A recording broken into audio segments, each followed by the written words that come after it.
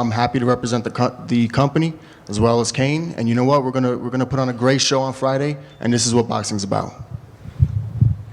Bro, you can quit all that. You're happy for this shit, bro. I'm gonna whoop your ass on Friday, and you know that. You know that, bro. I ain't no ABS Griffin. You still beefing with him, even though you already fought him. You already knocked him out, bro. You have to worry about me on Friday. I'm flattered you keep your eyes on me like that, but it's all right. We saw everything we had to see in camp. Don't worry. We saw everything there is to see in camp, says Julian Rodriguez. What's going on, my MMA Boxing Addicts family? That was the first ever Zuffa boxing press conference. And I'm going to say it like this, man.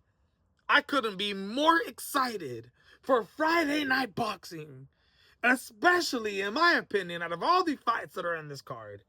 Julian Rodriguez, 24-1, 15 KOs, 31-year-old, who has been a prospect since he freaking started boxing at the age of 7 years old, talks about it at the press conference, says, while you were 14-year-olds selling tamales at soccer games, I was 9 years old, ranked #1 in the nation. We were doing two completely different things at different ages. This wouldn't go through that shit. You're right. I was 9 years old, ranked #1 in the fucking country, while you were out playing with Barbies. Shut your fucking mouth. Mind you. And I'm going to tell you right now, Cain Sandoval, 23-year-old, 17-0, 15 KOs. I understand why Julian Rodriguez said we seen what we had to see and we worked it on camp, because it's obvious, bro. When you go do tape study on Cain Sandoval, we all know he's a great fighter, great pressure, but can be clipped by big punches due to the fact that his defense isn't the best. And somebody who's a good counterpuncher, who's been in the game for a long time, who's had a lot of experience, you know, this is a guy who, what was it, in 2017, had to take 2 years off from the sport of boxing after his win over Dario Furman, due to him having to recover from a surgery that he had in 2015. He never recovered from it well enough. So they forced him, his doctors forced him to stay away for 2 years. Came back, and then when he lost to Jose Pedraza, there was a lot of things going down in his life. Not only was the loss mentally depressing for him, but he was going through stuff with his wife, you know, his baby mama. This guy has been dealing with anxiety and depression throughout his whole career. He's really, really public on this and big on this. And if you don't know, Cain Sandoval, what was it, just a couple years ago, what was it, 2 years ago? His daughter was diagnosed with leukemia. Yup. And is fighting for her life every single day. Both of these men have something to fight for, but I'm going to tell you right now, Cain Sandoval came out banging, like a goddamn homie from Sacramento. And I'm going to tell you right now, I'm from Fresno, California. I know the fools from Sacramento. That's exactly how they be acting, especially when they feel threatened by this, you know, old fool who they really want to show what's up. He just said it himself. He came from a supporter community. He ain't like that, like he says on the gram. He ain't like that. I'm from Sacramento. If you know, you know. I'm from Sacramento. I ain't got to say much, but he ain't like that, and he know he ain't like that. He said it himself.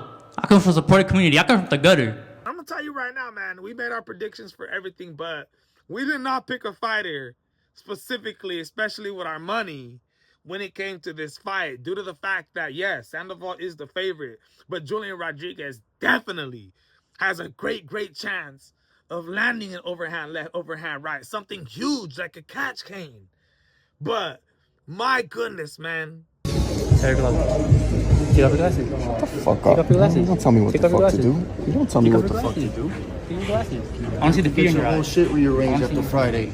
Keep it up. You're gonna get your whole shit rearranged. I'm gonna fuck your teeth up, brother. Keep talking shit. You don't know better. Take off your glasses. Take off your glasses. Yeah, you want to take your glasses. Look at me in the eyes. Look at me in the eyes. I am excited for this fight tomorrow. The press conference was absolutely successful. And another thing, I told you guys, we talked about Zuffa boxing.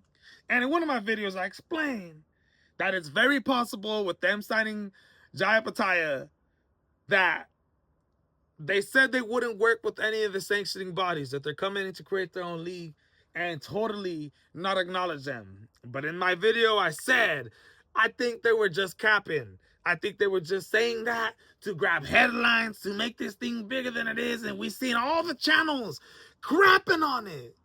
But little do they know, everything is going absolutely the way that Dana White and Turki Al-Sheikh wanted to. They will be working with other sanctioning bodies. It is in their goddamn contract. They are going to do what the boxers want to do, especially these bigger ones.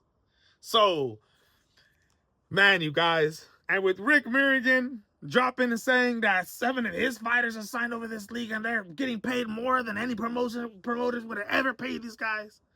This is absolutely exciting. The whole card, their record is what, 227 wins and only 9 losses? So many undefeated fighters, the top 3 cards? A bunch of undefeated fighters? I mean, dude, come on, dude. This is getting absolutely amazing, and I feel like we're literally watching history in the making with the breaking news that not only is Alexander Usyk being talked to in signing a deal with Zuffa Boxing, but every goddamn up-and-comer, you know, people in the amateurs, all the way to the Ring Magazine champions in the sport of boxing right now. Everybody is being contacted in joining forces and making this work, man.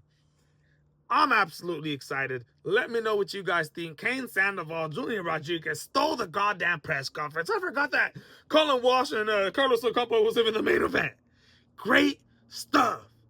It's going to be a great fight tomorrow. I'm out.